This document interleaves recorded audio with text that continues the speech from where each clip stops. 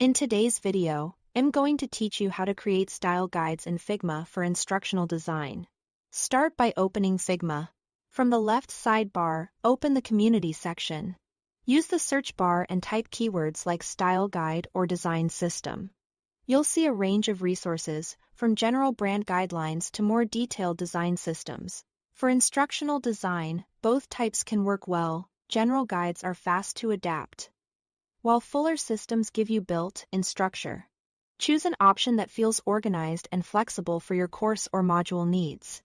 Once you've found a good fit, select the design and open it in Figma so you can begin tailoring it to your project.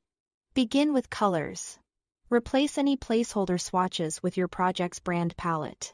Define clear primary and secondary colors.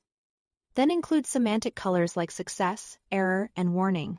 These semantic tones are especially helpful for assessments, feedback, and alerts in learning experiences.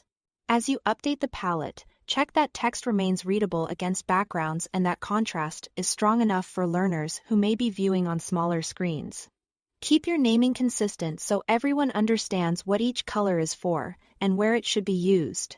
Next, update typography to match the fonts used in your modules. Prioritize readability and clarity. Set a clear hierarchy for headings, subheadings, body text, and captions, so learners can scan content quickly. Choose sizes that work well across slide decks, LMS pages, and responsive layouts, and use line height that prevents dense blocks of text. Reserve bold and italics for emphasis and labels, and be consistent with spacing before and after headings to keep pages clean and scannable. Now, define component styles to maintain consistency across screens. Standardize buttons with primary and secondary variants, and ensure the states in the template like default, hover, and disabled use your updated colors.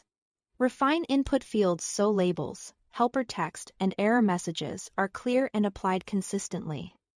Especially using your error color, set layout grids that reflect your typical page structure, such as a simple column grid for content pages and a denser grid for dashboards or data-heavy layouts.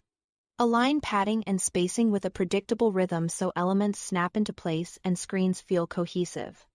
As you customize, focus on reusability.